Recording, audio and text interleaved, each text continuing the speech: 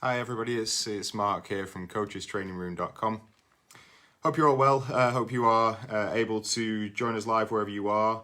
Thank you for spending your time with us. If you are again, hoping to see some familiar faces back. Coach Eric is with us. He's actually in the comments section, so apologies as I multitask here. I'm just setting up the Facebook page so I can see any comments, any interaction. Eric is here. He is in the comments. So, how you doing, Eric? Yeah, just a couple of technology issues this week, but rest assured, Eric is here and he is at the helm as far as technology, etc. goes. But yeah, today, just wanted to come on live and keep with the consistency for us and just talk about something very, very well, so I'll say maybe 20 minutes or so, just to maybe refocus us on a topic that we've been working or looked at. There's Eric in the comments. Really just to start looking at some things that we maybe looked at a few months back that are still very, very applicable to what we're looking at present, which is getting back to normal, getting back to the training pitch and refocusing on actually getting our players moving again and really starting to develop the players as we go. So we're looking at leadership lessons and their applications to youth soccer, youth football. Months prior, before any of this, we were all on the field as normal. I'd spoken at length about philosophy and defining your own sets of beliefs and lacing that right through your methods to actually build that philosophy. But I suppose one thing that we kind of completely glossed over is identification of your own philosophy. It's really, really easy for me to say, your own philosophy, your own ideas, your own methods. I think it's very, very difficult to distinguish between what we admire in another coach, or if we want to sort of really expand this further into a manager, leader, whatever role you're in that you particularly admire, because they're going to be things that you like about somebody's particular management style, particular method of talking to people, certain leadership qualities that you admire, but are they in keeping with your own personality? And that's really, really important. I could, and I know I speak for most coaches, anyone who watches any soccer or anybody in any work environment looks to a leader in their particular field and thinks, I really admire what they do. And also, I don't actually, I don't really agree with some of the ways they do things. I could perhaps do things better. So important to identify your own philosophy, because the admiration for a different type of leader in any particular field, whilst you can really, really admire what they're doing, copying that person is never going to be fully the same as the original. So it's important to learn from people and allow those traits that you... Hi Dave, how are you? So Dave's just popped in the comments there. Dave was... somebody I worked with for a very long time, the regional commissioner for one of the clubs in Northern California. So that's really good to have you on, Dave. Good to hear from you. I'm doing really good. Yeah, just watching City as much as I possibly can, as you know. Dave's a big United fan, so I'm not gonna speak to him. In fact, we might kick him off if we can, because they're doing pretty well at the minute. So yeah, good to hear from you, Dave. Just to round back on what we're looking at here, important to learn from people and really allow those the traits of the things you admire, but it's also important to adapt it to your own particular personality, because I could be, I could admire. Since Dave's on, we'll use a reference for him. I could admire Sir Alex Ferguson as a manager. Could I replicate that? Perhaps it's very, very unlikely. He has a certain management style that is incredibly difficult to replicate, and it was all based around control and understanding of, and this constant siege mentality that he was able to create. And that's something that takes a lot of effort, a lot of understanding, and a lot of knowledge to do that and remain at such a high level for so long. And then you take that example of Sir Alex Ferguson, who really had control, and he wasn't afraid to be very, very cutthroat in what he did. And you take somebody like Carlo Ancelotti, for example, who is the current Everton manager. Carlo Ancelotti, his strength is actually something that people take for a weakness a lot of the time. You know, his one of his strengths is actually kindness, and from reading his autobiography, he was told back in his days in Italy that he was perhaps too kind to people, but he actually was able to make that as a personality trait of his own method in coaching people, and he was very much a people person, the same way as Sir Alex Ferguson was, both completely contrasting styles. But this is something that, again, I'm trying to highlight to you about your own philosophy. It's easy to admire things about other people, but you also need to take things and apply them to your own personality traits to make sure it's authentic. Because if it's just a copy of something else, it's going to come unstuck somewhere, because it really has to be something that is specific to you. And that's really what we talk about with Coach's Training Room, and all of our session plans, our ideas, our methods are there designed for you to take as much as you can from them, but ultimately apply it to your own methods and your own coaching style and your own player ability as well, and make sure that it fits what you're doing. So just to the purpose of me, I know I can segue sometimes and just go off talk about something else.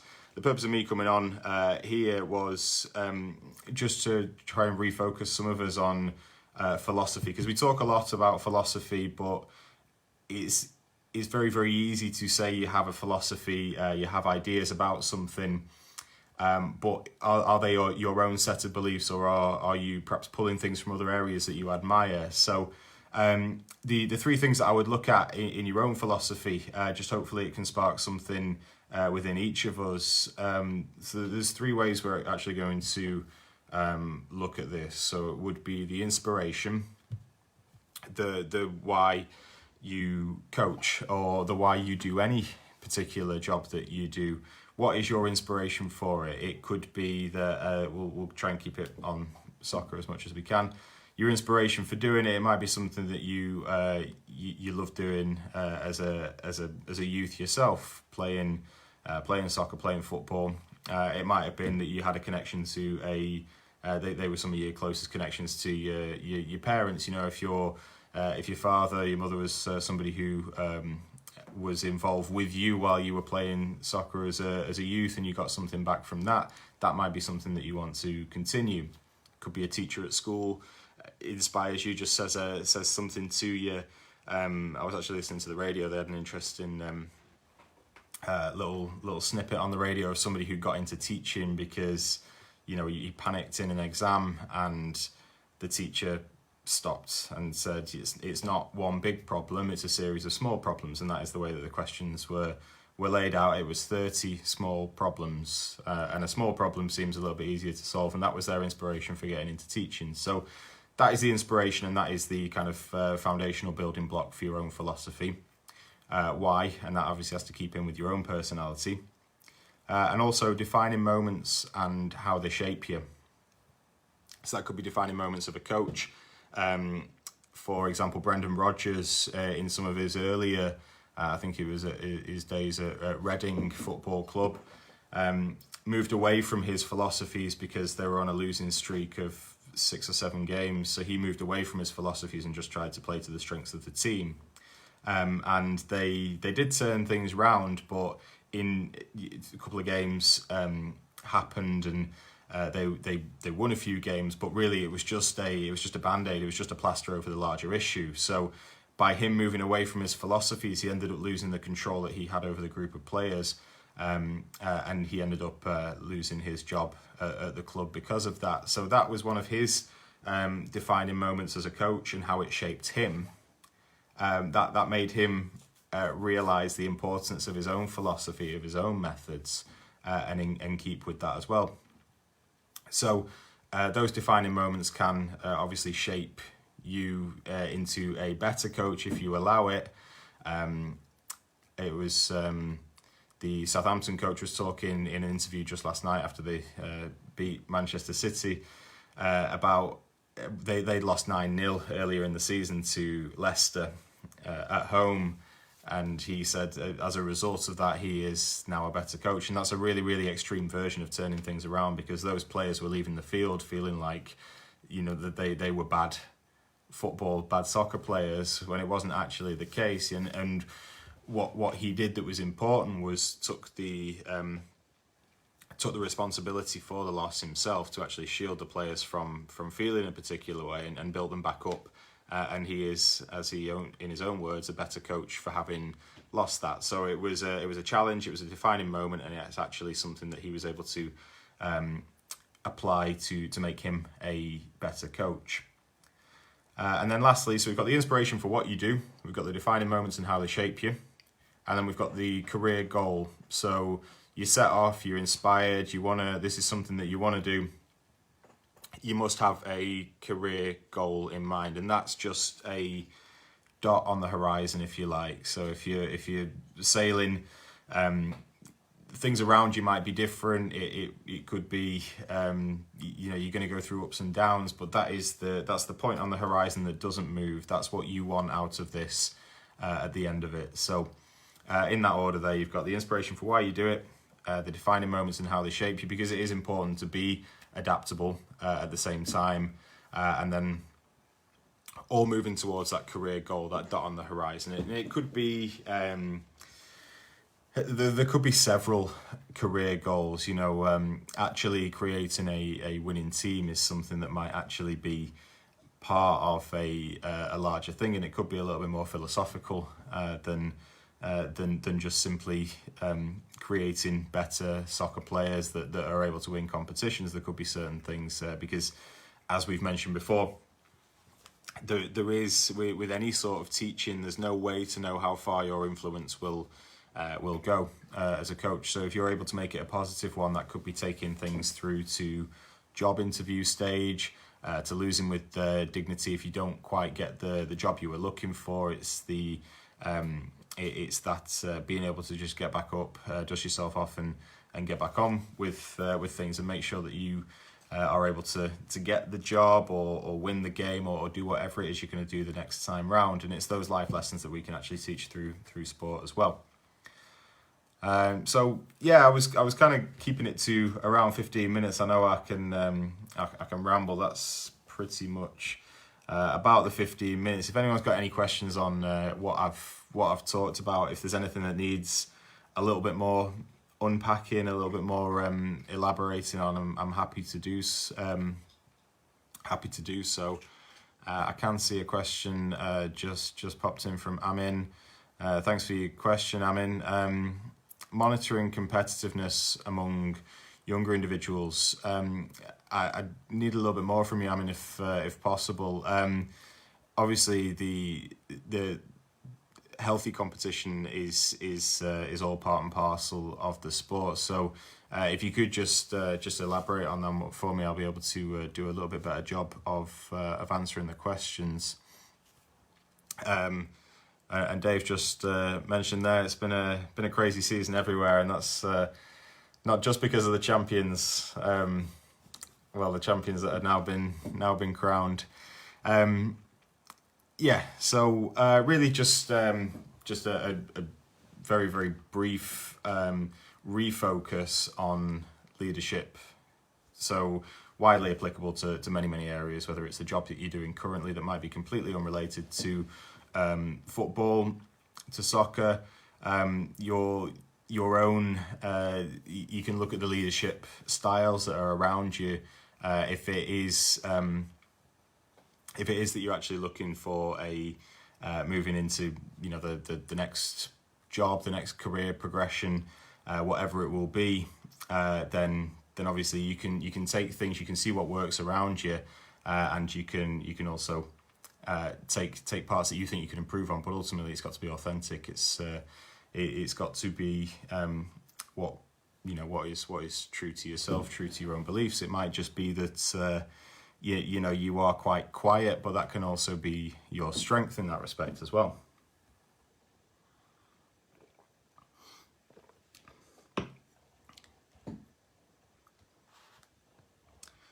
Okay, see if there's any more questions coming.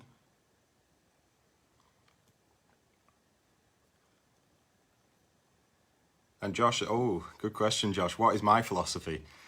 So my philosophy really was, and I think it was born really from growing up as a player. I was quite a timid young player growing up, quite afraid to make mistakes. So my philosophy would be largely to enrich people, enrich younger players, give them the strength to really give them the tools that they that I can possibly provide them with to actually inspire them through soccer to be better people ultimately. So the goal for me professionally is to create players that are able to create players that are able to actually compete and have the tools to be confident with their own soccer, but also to build them, develop them as people as well.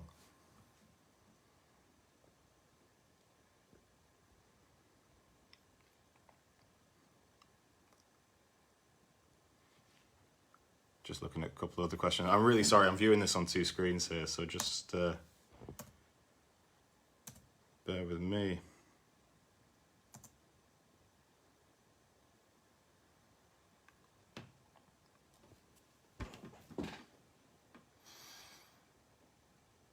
Okay, so the question from Eddie. That would depend entirely. So Eddie's question is, as a manager or a coach, should the leadership be given to the team captain or senior players to drive the team on? That depends on who I'm coaching, Eddie, if I'm completely honest. So let's say, for example, I'm trying to, and this kind of rounds back on Joshua's question as well with my philosophy. So I would pick depending if the players are a little bit younger, and I don't know who you're coaching at the minute, but if the players are a little bit younger and I'm trying to create a belonging as part of a unit, then the captaincy is going to go to somebody who is ultimately, they've given something in training, they've given something a little bit extra. That's a reward for turning up and giving the effort. It could be as that could just be the catalyst for them to go out on the field and stand up and be counted as a leader. If they see that their influence is being rewarded, and their teammates are seeing, wow, they really applied themselves in this particular situation. Now they are, they're giving out some inspiring words on the field. They're giving out a little bit of leadership. That's something that's something that is scalable and achievable for myself. So if I apply myself next week at training, as long as a coach you're keeping your eye on these things, if you see someone who's trying really hard and you've got a choice of a couple of players to pick between, as long as you're being open and honest with your reasons for picking who you picked and explaining to the others who might have just missed out, I think it can be a catalyst for building up players' self-confidence, and also seeing who is a leader, because it might be that the quieter players are actually the ones who are able to influence things more when they're on the field. And also, if players see that somebody's really applying themselves, that they don't want to get left behind, they're being rewarded for this. I want to push myself on, get myself, show what I can do when I'm on the field to drive the team. So, that varies, Eddie. Obviously, dependent on the age group that you're coaching, the goal that you have in mind. It might be that you do have a captain who is consistent, that is respected, and that is your voice in the on a professional level. That's your voice in the dressing room. that is your voice in the dressing room, really. If you've got somebody who you can rely on, who the players respect, that's your bridge, because you can't always, it's somebody who's a little bit more closer to their age, a little bit that more respected amongst their own peers. Hopefully that covered everything that we've got. Excuse me while I just scroll through.